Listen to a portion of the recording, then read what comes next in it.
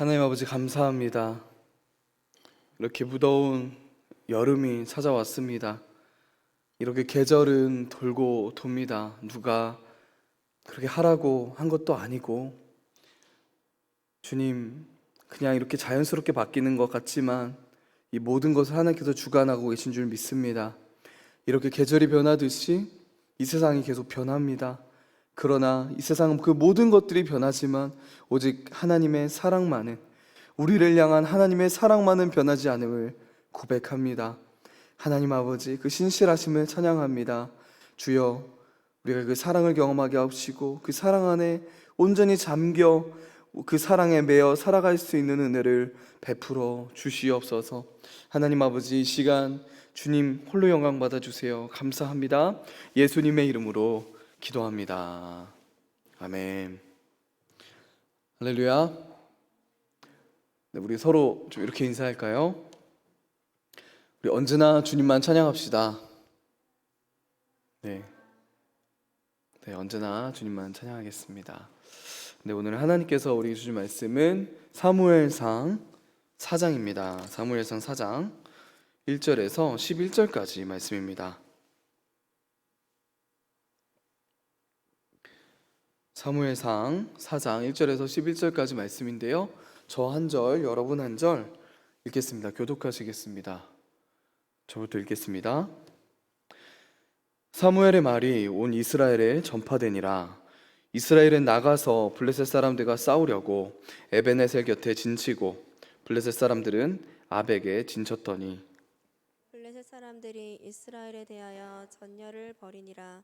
그 둘이 싸우다가 이스라엘의 블레셋 사람들 앞에서 패하여 그들에게 전쟁에서 죽임을 당한 군사가 4,000명 가량이라.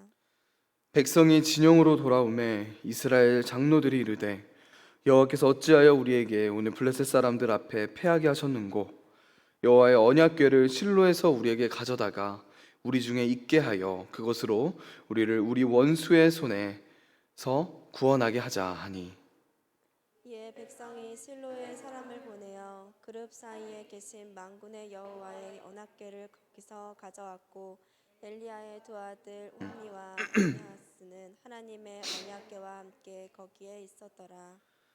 여호와의 언약궤가 진영에 들어올 때에 온 이스라엘이 큰 소리로 외치며 땅이 울린지라. 블레셋 사람 그 외치는 소리를 듣고 이르되 히브리 진영에서 큰 소리로 외침은 어찌 됨이냐 하다가 여호와의 궤가 진영에 들어온 것 줄을 깨달은지라. 블레셋 사람이 두려워하여 이르되 신이 진영에 이르렀도다 하고, 또 이르되 우리에게 화로다, 전날에는 이런 일이 없었도다. 우리에게 하로다. 누가 우리를 이 능한 신들의 손에서 건지리요. 그들은 광야에서 여러 가지 재앙으로 애굽인을 친 신들이리라. 너희 블레셋 사람들아, 강하게 되며 대장부가 되라. 너희가 히브리 사람의 종이 되기를 그들이 너희의 종이 되었던 것 같이 되지 말고 대장부 같이 되어 싸우라 하고. 10절입니다. 블레셋 사람들이 쳤더니 이스라엘이 패하여 각기 장막으로 도망하였고, 샬룩이 심히 커서 이스라엘 보병에 엎드려진 자가 3만 명이었으며 함께 읽겠습니다. 하나님의 궤는 빼앗겼고 엘리의 두 아들 홈니와 비느하스는 죽임을 당하였더라. 아멘. 네, 여러분, 우리가 살아가다 보면 수단이 되어야 할 것이 목적이 되기도 하고요, 때로는 목적이 되어야 할 것이 수단이 되는 경우를 볼 때가 있습니다. 오늘날 가장 큰 이슈는 아마도 부동산일 거예요. 부동산. 집은 우리가 삶을 유지하기 위한 기본 수단입니다. 그러나 요즘 보면요, 집이 우리가 살아가기 위한 수단이 아니라 뭔가 목적이 되어버린 것 같아요. 아마도 그만큼 집을 얻는 것이 힘들어진 세상이 왔기 때문인 것 같습니다. 사람들과의 관계를 봐도요, 사실 우리가 어떤 사람과 관계를 맺을 때 그 사람이 목적이어야 하죠. 그렇죠? 그러나 사람이 수단이 되어버리는 순간 그 관계는 사실 깨진 것과 다름이 없습니다. 결혼을 보면 또 알 수 있어요. 내가 어떤 사람과 결혼을 하게 됐다고 생각해 보세요. 내가 그 사람을 정말 사랑해서 결혼을 해야 하지 않습니까? 내가 그 사람 자체가 목표여야 하죠. 그러나 만약 내가 그 사람의 어떤 배경을 보고 결혼하려고 한다면 그것이 진짜 사랑일까요? 아니겠죠. 그 사람의 목적이 아니라 수단이 되어버리는 겁니다. 우리는 이렇게 수단과 목적이 바뀌는 것을 너무나도 많이 봅니다. 신앙생활도 마찬가지인 것 같아요. 창세기부터 요한계시록까지 하나님이 우리의 목적이 되어야 한다고 말하고 있습니다. 그러나 너무나도 안타까운 것은요, 하나님이 우리의 목적이 아니라 수단이 되어버릴 때가 정말 많다는 것입니다. 오늘 이야기는요, 하나님이 목적이 아니라 수단이 되었을 때의 그 결과를 굉장히 잘 보여주는 이야기입니다. 오늘 이야기의 시작부터요, 뭔가 심상치 않는 뭔가 그런 일이 일어날 것 같은 불길한 예감이 드는데요. 우리 1절을 함께 읽을까요? 시작. 사무엘의 말이 온 이스라엘에 전파되니라. 이스라엘은 나가서 블레셋 사람들과 싸우려고 에베네셀 곁에 진치고 블레셋 사람들은 아벡에 진쳤더니. 이스라엘과 블레셋이 전쟁을 하게 되었습니다. 이 전투의 결과는 어땠을까요? 2절을 함께 읽겠습니다. 시작. 블레셋 사람들이 이스라엘에 대하여 전열을 벌이니라. 이스라엘이 블레셋 사람들 앞에서 패하여 전쟁에게 죽임을 당한 군사가 4,000명 가량이라. 그야말로 이스라엘의 처참한 패배였습니다. 죽은 사람이 몇 명이었다고요? 4,000명 정도 됐다고 해요. 완패를 당한 겁니다. 이스라엘은 자신들이 전투에서 패배한 이유를 파악해요. 그리고 다음 전투에서 이기기 위한 해결책을 생각해내는데요, 그 해결책은 이렇습니다. 우리 3절과 4절입니다. 함께 읽겠습니다. 시작. 백성이 진영으로 돌아오매.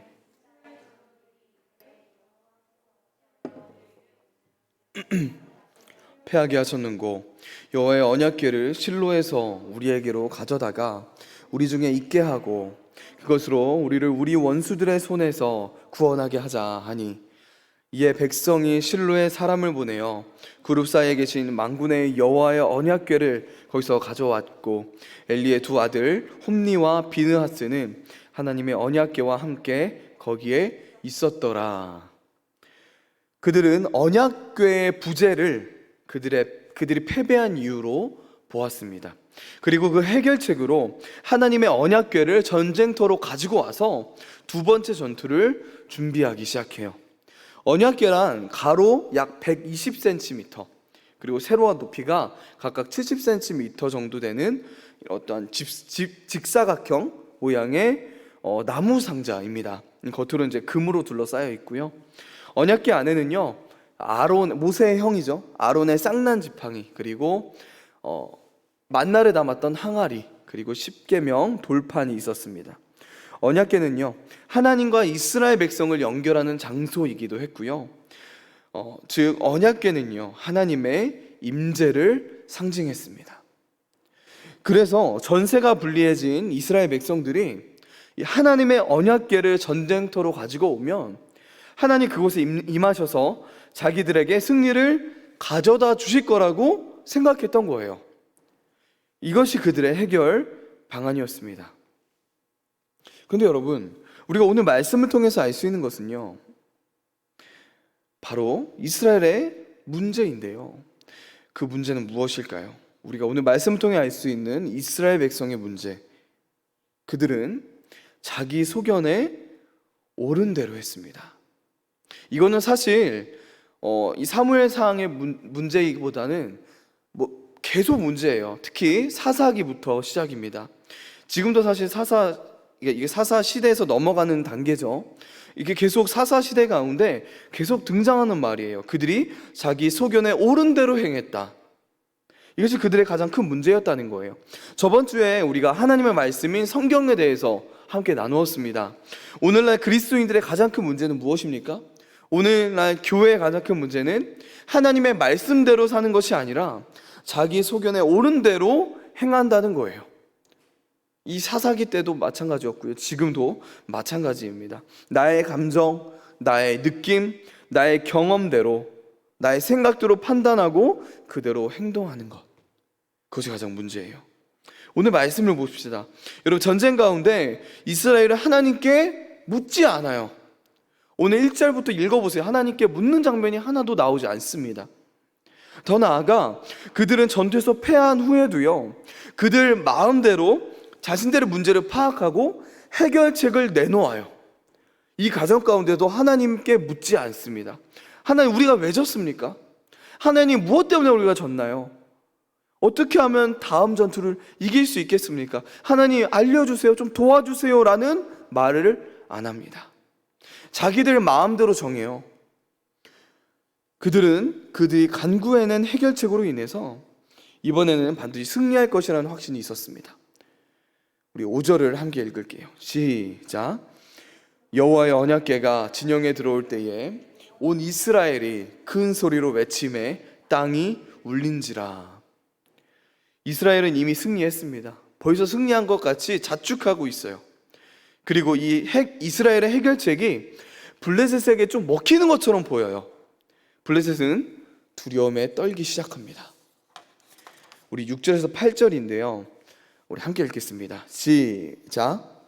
블레셋 사람이 그 외치는 소리를 듣고 이르되 히브리 진영에서 큰 소리로 외침은 어찌 됨이냐. 깨달은지라 블레셋 사람이 두려워하여 이르되 신이 진영에 이르렀도다 하고 또 이르되 우리에게 화로다. 전날에는 이런 일이 없었도다. 우리에게 화로다. 누가 우리를 이 능한 신들의 손에서 건지리요. 그들은 광야에서 여러 가지 재앙으로 애굽인을 친 신들이니라. 블레셋 사람들이 두려움에 떨기 시작했습니다. 근데 여러분, 갑자기 분위기가 이상하게 바뀌어요. 9절을 제가 읽을게요. 너희 블레셋 사람들아, 강하게 되며 대장부가 되라. 너희가 히브리 사람의 종이 되기를 그들이 너희의 종이 되었던 것 같이 되지 말고 대장부 같이 되어 싸우라 하고. 처음에는 두려움에 떨었던 블레셋 사람들이 갑자기 마음을 더욱 강하게 하여 필사적으로 싸울 것을 결의하게 됩니다. 결국 이 언약궤의 등장은요, 뭔가 이스라엘을 도왔다기보다는 오히려 이 블레셋 사람들을 하나로 만드는 계기가 된 것입니다. 마침내 두 번째 경기라네요. 전투가 시작됩니다. 그리고 결과는 첫 번째 전투보다도 훨씬 더 처참했어요. 우리 10절과 11절인데요, 함께 읽겠습니다. 시작. 블레셋 사람들이 쳤더니 이스라엘이 패하여 각기 장막으로 도망하였고 살육이 심히 커서 이스라엘의 보병에 엎드린 자가 3만 멍이었으며 하나님의 궤는 빼앗겼고 엘리의 두 아들 홈니와 비느하스는 죽음을 당하였더라. 이스라엘의 예상과 기대와는 정반대로 이스라엘은 크게 패했습니다. 사상자도 첫 번째 전투에서는 4,000명이었는데요, 이번에는 3만 명이었어요. 비교가 되지 않죠? 그리고 하나님의 심판의 말씀대로 홈니와 비느하스는 한날에 죽임을 당했습니다. 이 전쟁에서 무엇보다 가장 큰 사건은요, 이 하나님의 언약궤가 도둑맞았다는 거예요. 뺏겼다는 겁니다. 이스라엘 백성들에게 있어 언약궤를 빼앗겼다는 것은요, 하나님을 빼앗긴 것과 같았어요. 그들은 하나님을 빼앗겼습니다. 여러분, 우리는 여기서 이런 질문을 할 수 있을 것 같아요. 하나님이 분명히 함께 하셨는데 왜 이스라엘은 패했는가? 하나님께서 분명히 함께 하셨는데 이스라엘은 왜 졌는가? 여러분, 이스라엘이 패한 이유는 무엇일까요? 하나님의 언약궤가 그들과 함께 했음에도 불구하고 그들은 왜 패배했을까요? 그 첫 번째 이유는요, 우리가 방금 나눈 것처럼 이스라엘 백성이 자기 소견에 옳은 대로 행했기 때문이에요. 두 번째 이유는 첫 번째 이유인 자기 소견에 옳은 일대로 하는 것과 연결됩니다. 자기 소견에 옳은 일대로 했기 때문에 이 두 번째 문제가 발생한 거예요. 우리가 오늘 말씀을 통해 알 수 있는 이스라엘 백성의 그 두 번째 문제는요, 그들이 패한 두 번째 이유는 하나님을 그들의 수단으로 여겼기 때문입니다. 오늘날 교회를 나오는 많은 사람들 가운데 적지 않은 사람들이 하나님을 수단으로 여기며 살아가고 있습니다. 그들에게 하나님은 단지 나에게 이익을 주시는 분이에요. 나의 꿈과 계획을 이루어 주시는 분입니다. 그들은 하나님을 등에 업고 무엇인가를 이루는 것에 관심이 가 있는 사람들이에요. 그런데 여러분, 이것은요, 이게 뭔지 아세요, 여러분? 우상숭배예요. 이해가 안 가죠? 분명히 하나님께 기도도 하고 하나님을 찾고 뭔가 하나님과 교제를 하는 것 같은데 우상숭배라고요. 여러분, 우리는요, 다른 종교의 어떤 신들에게 절할 때 그것이 우상숭배라고 생각합니다. 제사 지내는 것만 우상숭배라고 생각해요. 그런데 여러분, 우상숭배의 가장 큰 특징은요, 사람의 필요를 위해 신을 이용한다는 거예요. 이것이 우상숭배의 가장 큰 특징입니다. 사람의 필요를 위해 신을 이용하는 것. 즉, 우상숭배는 신에게 어떠한 정성과 노력을 바치거나 신이 원하는 것을 제공하여 사람이 원하는 것을 얻어내려는 그런 이기적인 종교 행위라고 정의 내릴 수 있는 거예요. 단순히 그냥 석가모니 앞에서 절한다고, 물론 그것도 우상숭배이겠지만 그것보다 더 나아가 신에게 어떠한 것을 바치고 노력을 바치고 나의 정성을 바치고 신이 원하는 것을 제공하여 내가 원하는 것을 얻어내는 것이 우상숭배라는 거예요. 이게 우상숭배입니다. 그렇기 때문에 여러분, 우상을 섬기는 사람은요, 우상을 자기 마음대로 조종할 수 있다고 생각해요. 내 마음대로 내 신을 조종할 수 있는 것이죠. 우리가 본문을 통해 확인할 수 있는 것은요, 이스라엘 백성들이 하나님을 그들의 성공과 승리를 위해 마음대로 이용할 수 있는 그런 우상처럼 생각하여 언약궤를 전쟁터로 가져갔다는 사실입니다. 즉, 이스라엘 백성은 하나님을 그들의 성공과 승리의 수단으로서만 생각했다는 거예요. 그런데 여러분, 하나님은요, 어떠한 사람의 욕망과 이기적인 목적에 이용당하거나 조종되는 분이 아니에요. 하나님은 스스로 완전하신 분입니다. 우리가 어떻게 할 수 있는 분이 아니라는 거예요. 그분에겐 움직이는 그림자가 없습니다. 해의 영향을 받지 않는다는 거예요. 여러분, 우상 숭배와 하나님을 믿고 섬기는 것의 가장 큰 차이는 무엇입니까? 바로 누가 주인이냐. 누가 주인이냐. 우상 숭배의 특징은 뭐예요? 누가 주인이에요? 내가 주인이에요. 말로는 신을 섬겨요. 말로는 어떠한 행함과 내 마음으로는 그 어떠한 대상을 섬긴다고요. 그러나 사실 들여다보면 나를 섬기는 거예요. 내가 그 자리에 앉아 있는 겁니다. 그러나 하나님을 믿고 섬기는 것은 하나님이 그 주인의 자리에 앉아 있는 것. 이게 가장 큰 차이예요. 우상 숭배와 하나님을 믿는 것의 차이입니다. 오늘 말씀의 이스라엘 백성들처럼 자신의 승리와 성공을 위해 하나님을 이용하는 것은요, 하나님을 주인으로 두고 섬기는 사람의 모습이 아니에요. 이렇게 우상을 섬기는 사람은요, 자신의 복과 성공을 위해 우상을 종처럼 부리고 이용하려고 합니다. 그러나 하나님을 믿고 하나님을 섬기는 사람은요, 하나님을 자신의 온전한 주인으로 여기고 그분의 뜻에 순종합니다. 나의 뜻에 그분을 맞추는 게 아니라 그분의 뜻에 나를 맞춘다고요. 즉, 오늘 이스라엘 백성은요, 겉으로 보기에는 하나님을 믿고 하나님을 의지하고 하나님을 섬기는 것 같지만 실상은 어떻다는 겁니까? 하나님을 섬기는 것이 아니었다는 거예요. 더 나아가 그들은 우상 숭배를 하고 있었습니다. 충격적인 거예요. 즉, 그들은 자기 자신을 섬기고 있었어요.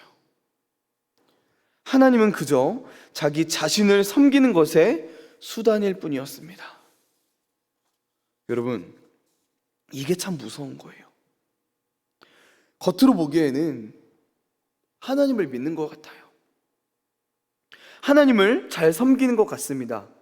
그러나 실상은 아닐 수 있다는 거예요. 헌금도 많이 하고요, 섬기는 것도 많이 하는데 사실 그 모든 것들이 누구를 위해서 했다는 거예요? 자기를 위해서 한 것일 수 있다는 것입니다. 우상 숭배이죠. 그렇죠? 여러분, 우리가 하나님을 이렇게 수단으로만 여긴다면요, 우리는 실망할 수밖에 없어요. 왠지 아세요, 여러분?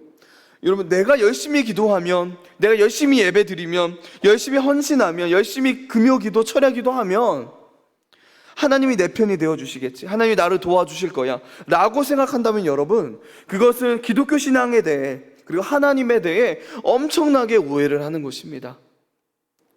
여러분, 솔직히요, 우리는 아무리 열심히 예배를 드려도 넘어질 수 있어요. 우리가 아무리 기도를 열심히 해도 실패할 수 있습니다. 아무리 열심히 교회에서 헌신하고 헌금을 많이 해도요, 나의 뜻대로 삶이 사라지지 않는다고요. 우리가 아무리 하나님 열심히 찾아도 나의 꿈이 이루어지지 않을 수 있다는 것입니다. 다른 말로 하나님을 내 마음대로 조종해서 내 뜻과 계획을 이루고자 하는 마음이 우리에게 있다면요, 즉 하나님을 나의 수단으로 여긴다면 우리의 인생은 절대로 우리의 뜻대로 흘러가지 않을 것입니다. 결국 실망하게 될 거예요. 그러면서 이렇게 말하겠죠. 뭐 열심히 해봤자 소용없네. 바뀌는 건 없네.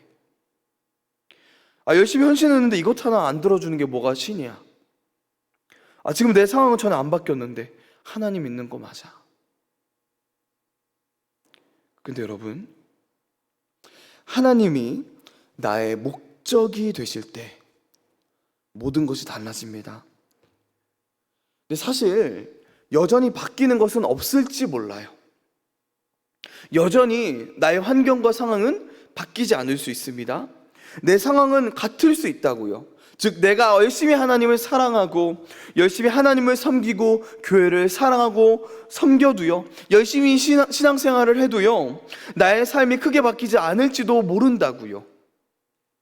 나는 여전히 취준생일 수도 있고요, 나는 여전히 승진 못할 수도 있어요. 여전히 육체적으로 질병을 안고 살아갈 수 있다는 것입니다. 근데 여러분, 달라지는 게 있어요. 하나님이 나의 목적이 된 사람은 결국에는 하나님을 소유하게 된다는 것입니다.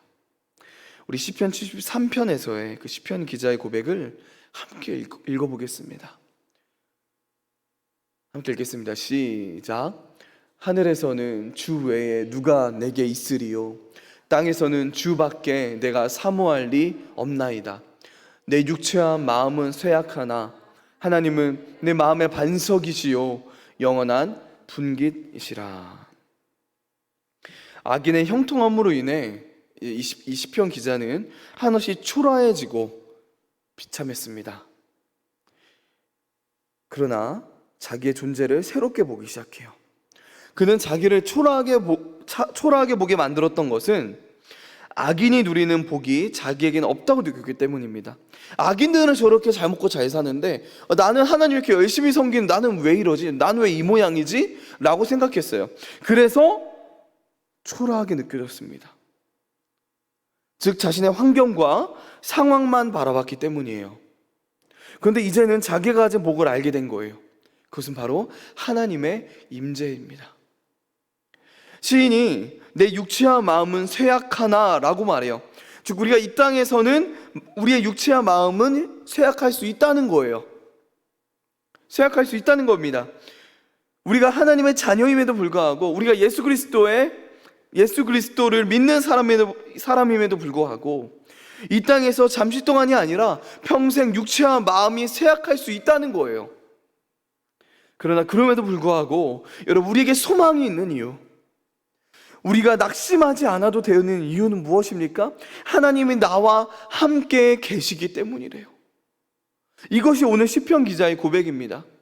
즉 우리가 하나님의 임재 안에 있다면 그것으로 족하다는 거예요. 그런데 여러분, 솔직하게 우리가 신앙생활하면서 뭔가 기대하는 게 있잖아요. 그렇죠? 우리가 그리스도인으로서 이 세상을 살아갈 때 우리의 삶 가운데 고난과 환난이 있다는 것을 잘 알아요. 잘 아는데 솔직히 우리가 기대하는 것은요, 우리가 잘 견디고 충성되게 신앙생활함으로써 뭔가 결국은 하나님께 복받기를 원하지 않습니까?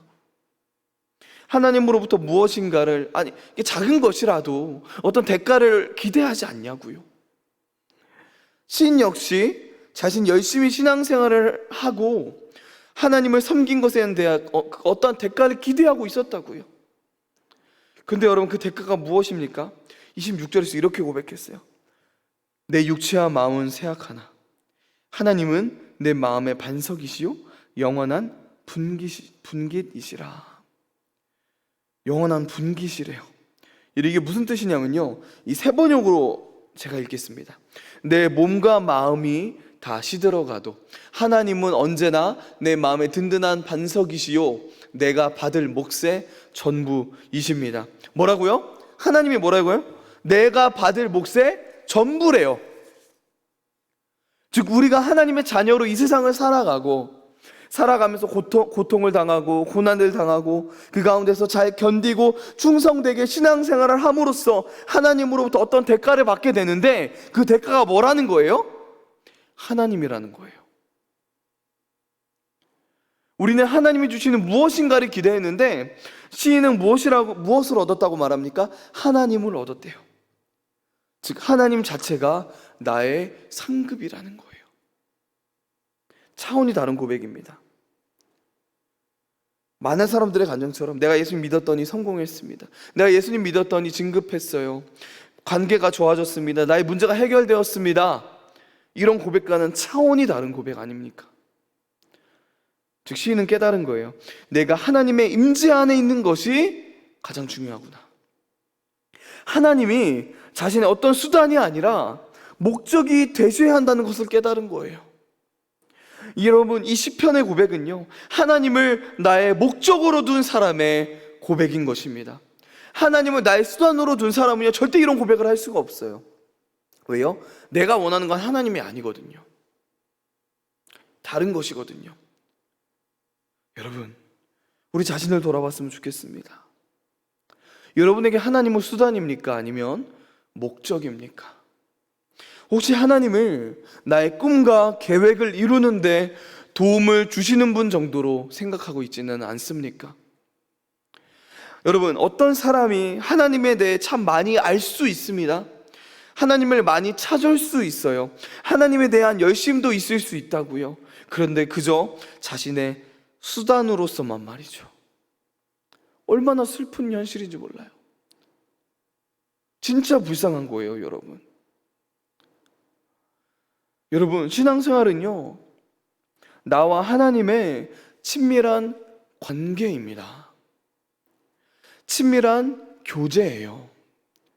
신앙생활은요, 내가 하나님을 등에 업고 나의 꿈을 펼치고 내가 하고 싶은 것 하고 나의 꿈을 이루는 것이 아니라는 거예요.